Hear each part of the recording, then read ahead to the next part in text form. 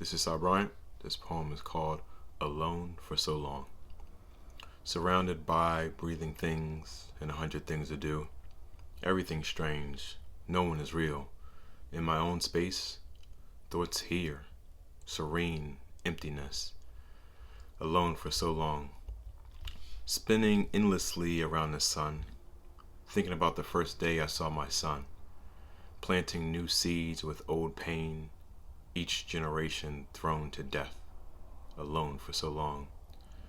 Systematically enslaved, mentally starving for the potential I so eloquently locked away, wanting that Cosby Show life, deep-rooted emotional pain, alone for so long. Socially inept, leading, or a shadows stuck in between, no interest in just being seen. I don't know society, don't know people, I know alone for so long. This is Cy Bryant. This poem is called Alone for So Long.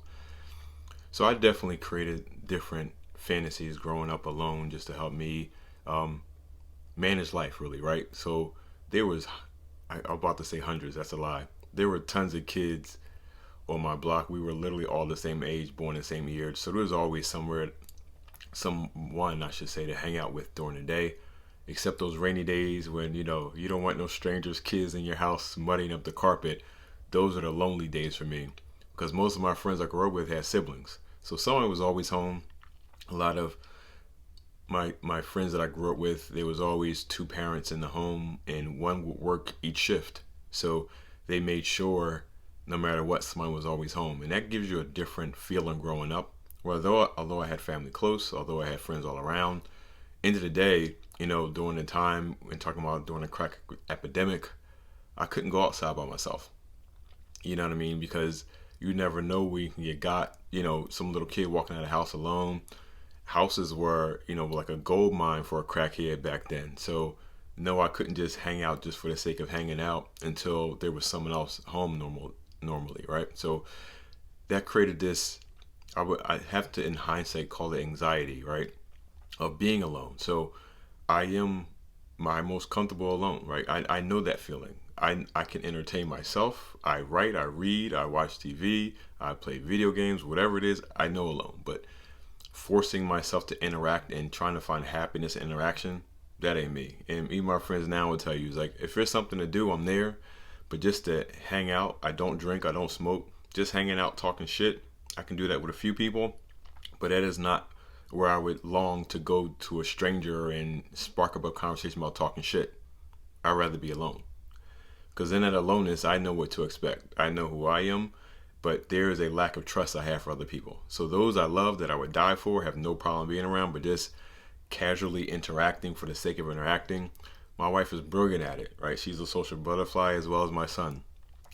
I'm different. And unfortunately, that pain, right? That pain that you cast eventually does hit a kid, right? Because my daughter's the same way. It's like she does not trust very easily. She's like, who are you?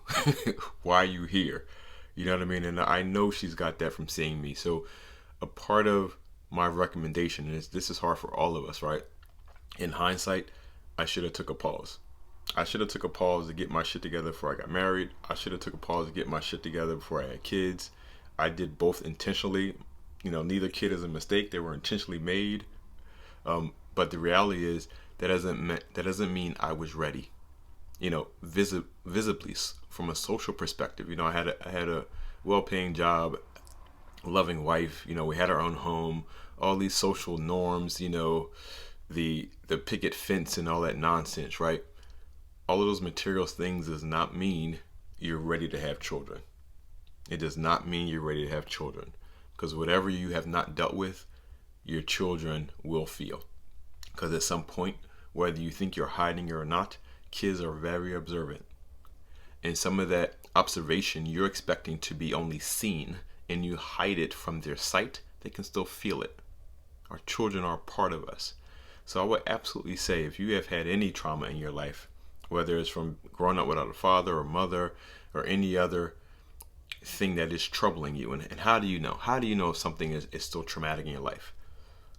When a subject comes up, you get anxiety, When a subject comes up, you can't speak freely anymore. When a subject comes up, you need to filter your words. You need to filter your feelings because you're wondering who's around you, because it draws some concerns, because we tend to rely on self-protection. And anxiety is a weakness. Trauma is a weakness.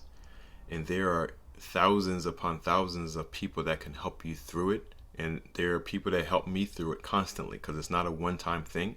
I have come to rely more on my friends now. When they say, "Are you okay?" I don't have to lie and bullshit. They're asking for a reason. So when someone asks you, "Are you okay?" use that as an opportunity. I'm not saying tell all your business to everyone, but those people that love you, when they ask you, "Are you okay?" be honest. Be honest to get the help that you need, so that you no longer feel alone, whatever that alone means for you, whatever that trauma caused you to feel alone in a moment. I'm telling you, you're not the only one that experiences that. I'm telling you that there is a new way forward, and it's called talking, communicating. It's about releasing, and also just about forgiveness. Again, this is Cy Bryant. This is called Alone for So Long.